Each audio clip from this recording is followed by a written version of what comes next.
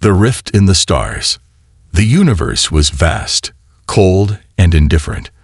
For most people, it was nothing more than an abstract thought, a collection of glowing pinpricks scattered across the night sky. But for Aidan Crawford, it was a haunting presence that had shaped his entire life. He was 7 years old when his father vanished. The memory wasn't clear, just fragments. A door closing, muffled voices, the hum of machinery in the dead of night. And then nothing. No goodbyes, no explanations. Just an empty space where his father used to be. His mother never spoke of it, only saying that Will Crawford had been a great scientist, a brilliant mind lost to the abyss. But the world didn't mourn him. There was no grand farewell, no official story, just silence.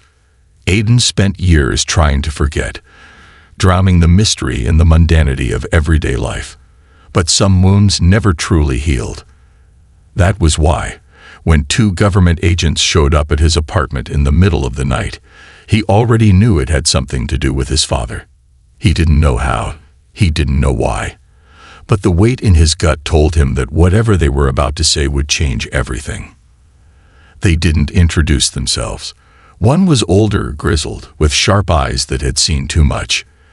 The other was younger, more rigid, as if holding back an invisible weight. Aidan Crawford, the older man said, his voice clipped. "We need to talk." Aidan crossed his arms. "About what?" "Your father." His heart nearly stopped.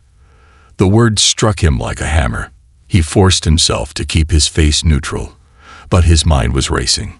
His father had been gone for 20 years. Why now? Aidan let them in, his tiny apartment suddenly feeling suffocating under the weight of their presence. The older agent, sharp, he introduced himself, pulled a small, sleek device from his pocket and placed it on the coffee table. The device hummed softly, casting a faint blue glow across the room.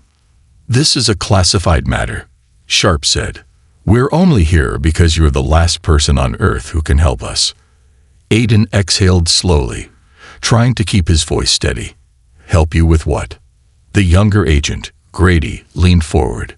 "Your father is alive." Silence. Aidan let out a dry chuckle. "That's not possible." Sharp tapped the device. The glow intensified, and suddenly, a holographic image flickered to life above the table. It was grainy, distorted, but unmistakable. A figure in a dark flight suit, standing in front of a metallic structure, his face partially obscured by static. It was him. Aidan's breath caught in his throat. "We received this transmission 3 weeks ago," Sharp continued. "It originated from a planet in the Andromeda galaxy." Aidan tore his gaze away from the hologram. "Andromeda. That's over 2 million light-years away." "We know." Sharp's expression darkened. "Your father developed a technology before he vanished, a way to project human consciousness across vast distances. We believe he used it to travel there." Aidan shook his head. This was insane. It defied everything he knew about physics, about reality itself. "You're telling me my father, who I've spent 20 years thinking was dead, somehow developed a way to travel to another galaxy without physically going there?" Sharp nodded. "Not just him. Others went with him. 11 of our best scientists and engineers. None of them have returned." Aidan swallowed. "What happened to them?" Grady hesitated. Then he pressed another button on the device. The hologram shifted. The same metallic structure appeared, but now it was in ruins. Dark shapes moved in the background. Twisted, insectoid figures with glowing eyes and elongated limbs. The footage cut out suddenly, replaced by a burst of static and a single chilling message. "They found us." Aidan felt a cold weight settle in his stomach. "What the hell is this?" he whispered. Sharp's voice was grim. "Your father was searching for a new home, a planet where humanity could start over. But he wasn't alone out there. Something found them first." Aidan stood up, pacing the room. "Why are you telling me this? What do you want from me?" Sharp exchanged a glance with Grady before answering. Your father didn't just develop the technology. He left behind a failsafe, a way for someone else to follow him if he ever needed help. Grady gestured toward the back of Aiden's neck. That someone is you. Aiden's blood ran cold. What? Sharp sighed. You were 7 years old when your father left. That was also when you had surgery, an appendix removal, according to the records. Aiden instinctively reached for the back of his neck, where a faint scar lay hidden beneath the skin. He implanted you with a prodigy chip, Sharp continued, a device that would allow you to access the same technology he used. You were his contingency plan. Aiden staggered back, his mind racing. This was too much, too fast. I can't do this, he muttered. You don't have a choice, Grady said. We've lost contact with the entire colony. If we don't act now, they're gone. Aiden turned back to the hologram. His father's face stared back at him, frozen in time. He had spent his entire life hating the man for leaving. But now, standing at the edge of something far bigger than himself, he felt something different. A pull. A decision. What happens if I say no? Aiden asked quietly. Sharp's gaze was unyielding. Then humanity stays trapped on Earth, on a planet that won't sustain us for much longer. Aiden looked at the hologram one last time. He closed his eyes. Then he made his choice. All right, he said. Send me in. Into the abyss. The chair beneath Aiden felt like steel. His heart pounded as he stared at the sleek, curved walls of the neuroinhibitor chamber, a place where science blurred the line between reality and illusion. He had always believed in logic, in things that could be touched and explained. But now he was preparing to leave everything he understood behind. The countdown had begun. This is your last chance to back out, Sharp said, standing behind a glass panel. His voice echoed through the intercom, steady but heavy. Once we initiate the process, there's no stopping it. You'll be fully immersed in your father's creation. Aiden exhaled slowly. He wasn't doing this for them. He wasn't even doing this for the fate of humanity. He was doing this for himself. For answers, for closure. He needed to know what had happened to his father. Let's do it. The chamber hissed as restraints locked around his wrists and ankles. A metallic band settled over his forehead, a cold pulse spreading from the contact points. The sensation was strange, like stepping into deep water, but never fully submerging. A screen flickered above him, flashing bio-readouts of his cognitive stability. Everything was normal. All right. Grady's voice came through. We're initiating the Prodigy chip interface. Aiden, you're about to enter NB22. You won't be physically there, but your mind will experience everything as if it were real. Aiden clenched his fists. Just relax, Sharp added. Breathe. We'll be monitoring your vitals from here. Aiden barely had time to process what was happening before the chamber lit up like a supernova. His body went rigid as a powerful force yanked him away from reality. The descent. The first thing he noticed was the silence. No wind, no heartbeat, no breath. Just an infinite void stretching out in all directions. It wasn't black, though. Colors swirled and twisted like galaxies being born. He wasn't falling, yet he felt the sensation of movement, as though he was being pulled toward something unseen. Then suddenly, a crash of light. Aiden gasped as he was thrust into a new reality, his senses overwhelmed by the sheer immensity of what he was seeing. NB22 wasn't just another planet. It was an artificial world, built on the bones of something ancient and forgotten. Towering structures of dark metal reached toward the sky, their surfaces covered in symbols that pulsed like veins filled with liquid fire. Massive floating platforms hovered above, orbiting the planet like silent sentinels. The sky itself wasn't blue or black. It was a shifting amalgamation of deep purples, reds, and golds, as if the atmosphere itself was alive. And then there was the colony, his father's creation, a sprawling facility, built from modular domes and interconnecting corridors. It was massive, stretching across the barren landscape like the skeleton of a fallen titan. But something was wrong. It was too quiet. Aiden took an unsteady step forward. He felt the sensation of boots pressing into solid ground, but the strange part was, this wasn't his body. The neuroinhibitor had replicated his physical form perfectly, down to the way his fingers curled and the weight of the gear on his back. But the reality of it all unsettled him. "Control, do you read me?" He spoke into the comm unit strapped to his wrist. Only static answered him. Aiden swallowed hard. He was alone. Ghosts of the past. He started toward the colony, his footsteps echoing in the silence. The closer he got, the more he saw the signs of struggle. Scorch marks blackened the metallic walls.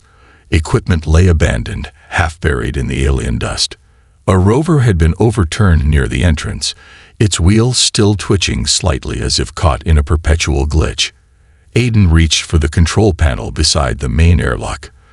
The holographic interface flickered weakly, unresponsive. "Come on," he muttered, pressing the override. With a groan of metal, the doors slid open. Inside, the colony was an eerie graveyard. The walls flickered with failing lights, casting deep shadows that moved as he did. Loose papers floated in zero gravity, caught in invisible currents of air. Chairs had been knocked over, and monitors displayed looping error messages in a language he didn't recognize. But the worst part, there were no bodies. Aiden's pulse quickened. He had expected to find something, evidence of a fight, a struggle. But this wasn't a battlefield. It was an abandoned shipwreck, hollow and lifeless. He moved deeper, stepping over broken crates and shattered glass. Then, a whisper. Aiden froze. It was faint, distant, barely more than a breath. But it was there. He turned slowly, scanning the corridor. Nothing. His grip tightened on the sidearm holstered at his hip. "Hello?" His voice barely carried beyond the walls. Silence. Then, from the far end of the corridor, a shadow moved. Aiden raised his weapon instinctively, his heart hammering. His vision adjusted, locking onto the source. It was human, or at least, it looked human. The figure stood motionless, just out of reach of the flickering light. The suit it wore was torn, revealing glimpses of pale, scared skin underneath. Its head tilted slightly, as if studying him. Aiden's throat went dry. "Who are you?" No response. He took a cautious step forward. "Are you?" The figure twitched. Then it rushed toward him. Aiden barely had time to react. He stumbled back, raising his weapon, but the figure was fast, unnaturally fast. It reached him in an instant, its hand grasping for his throat. A split second before it made contact. It vanished. Aiden gasped, spinning around, but there was nothing. No trace of it. His breathing was ragged. His hands trembled. What the hell was that? Then, from every corridor, from every flickering screen, a single message began repeating in a monotone, mechanical voice. "They are still here. Run." Aiden felt the hair on the back of his neck rise. And then, the colony lights shut off completely. A distant screech echoed through the dark. Something else had arrived. And this time, it wasn't alone. Shadows in the dark. Aiden's breath came in short, controlled bursts. He stood motionless, his body tense, heart hammering against his ribs. The silence had returned, thick and oppressive. But now, he wasn't alone. The last thing he had seen before the lights died was a message flashing across the failing monitors. "They are still here. Run." But he had no idea who they were. A mechanical hum flickered through the colony's ventilation system, but it was drowned out by a deeper, more guttural sound.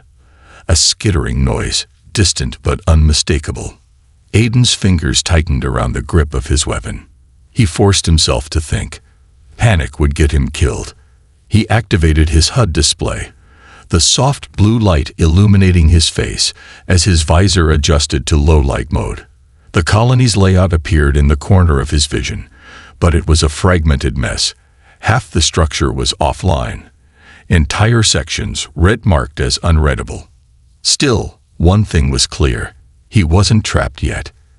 Aiden took a cautious step forward, keeping his eyes locked on the shifting shadows ahead. If something was moving in here, it was hunting him. Or worse, waiting. The colony's dark secret. He moved quickly but carefully, scanning every corridor as he advanced deeper into the abandoned research facility. Each step felt like walking into the unknown, the dim emergency lights flickering just enough to show him glimpses of the destruction. Shattered glass, deep claw marks etched into the metal walls, the remnants of a battle long since lost. Still no bodies. That was the part that terrified him the most.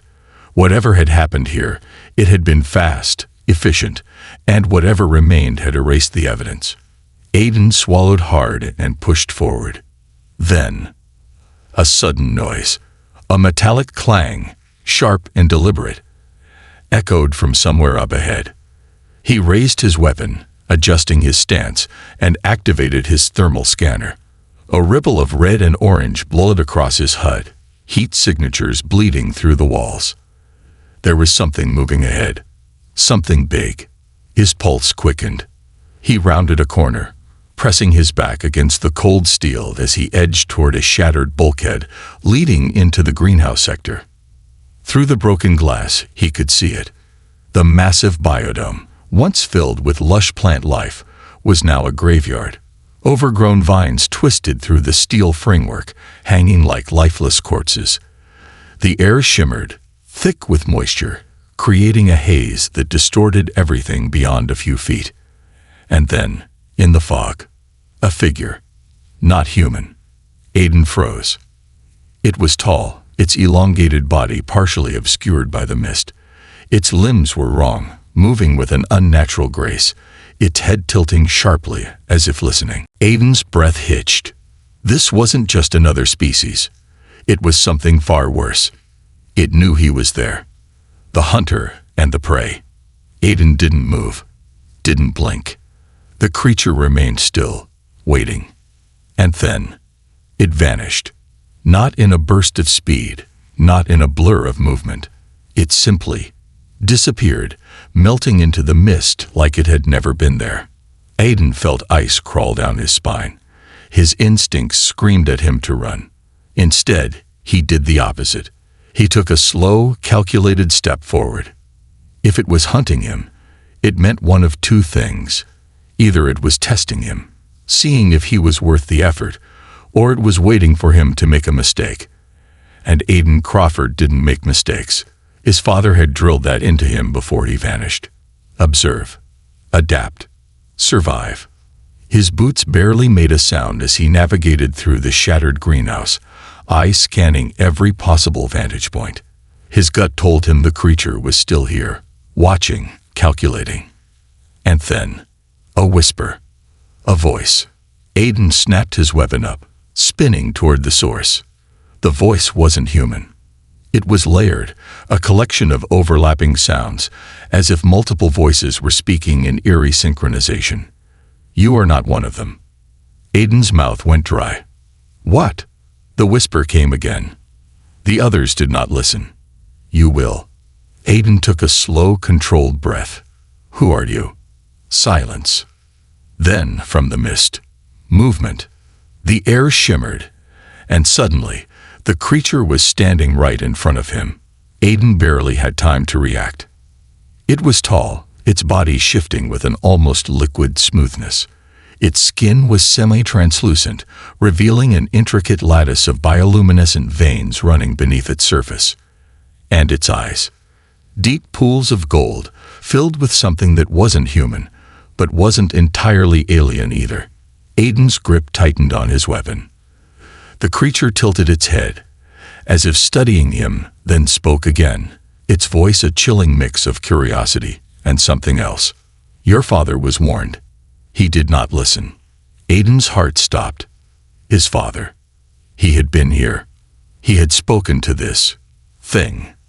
What happened to him? Aiden demanded. The creature's golden eyes flickered. He opened the door. The word sent a chill through Aiden's bones. What door? The creature didn't answer.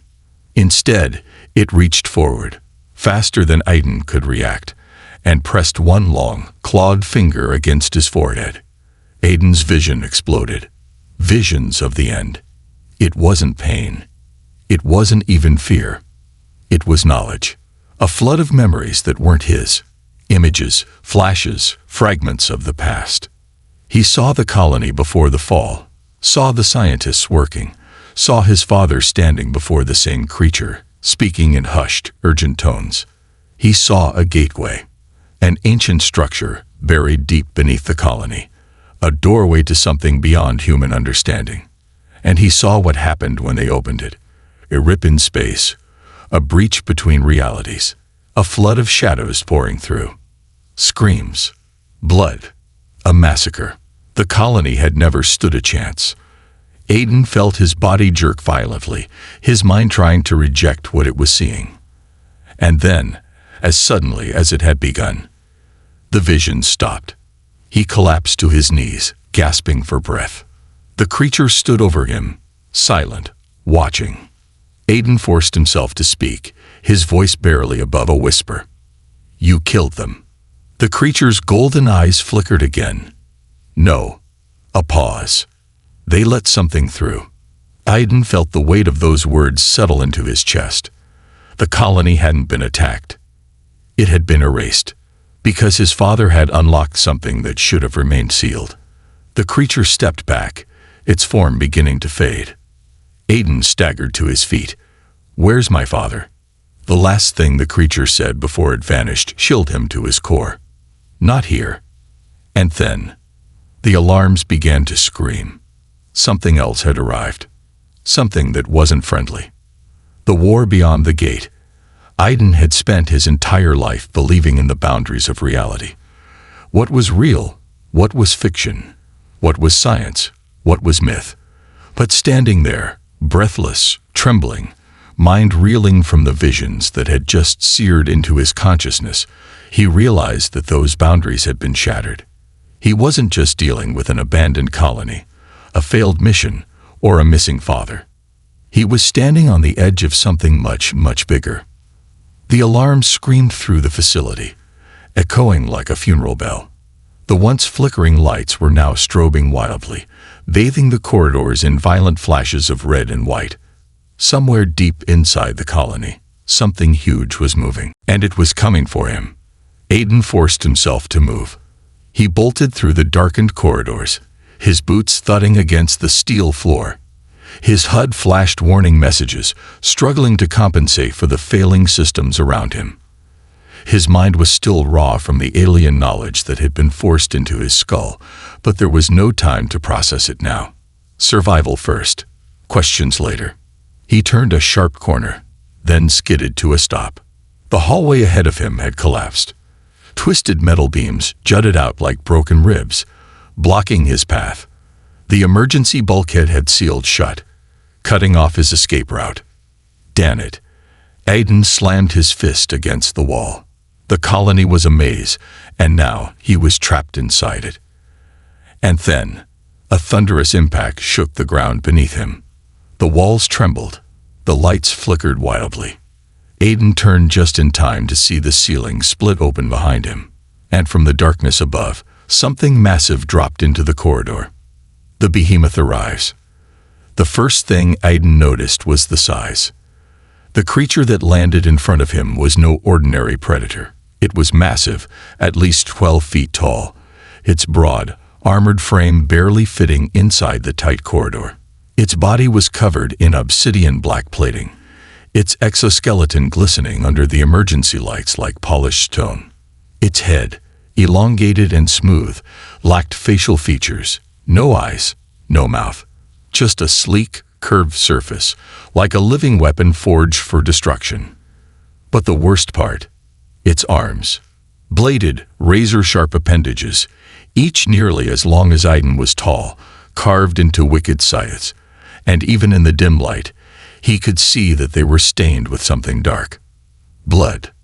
Not human, not alien, but something else entirely. Aiden didn't wait. He raised his weapon and fired.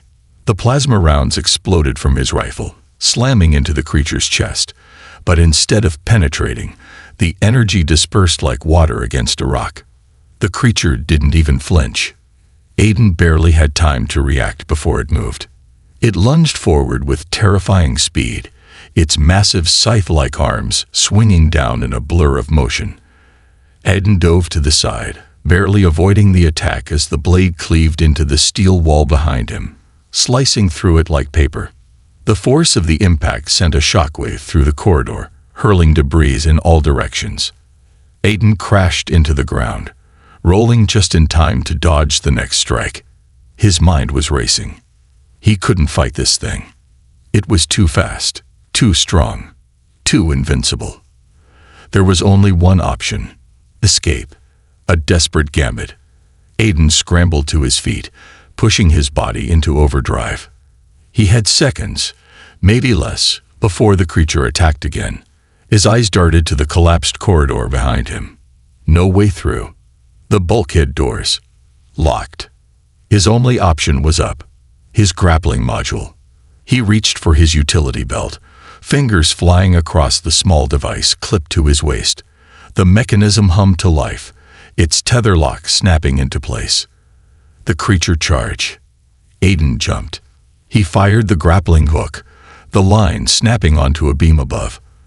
The moment it connected, he activated the winch, rocketing himself upward just as the creature's scythe arm cleaved through the air where he had been standing.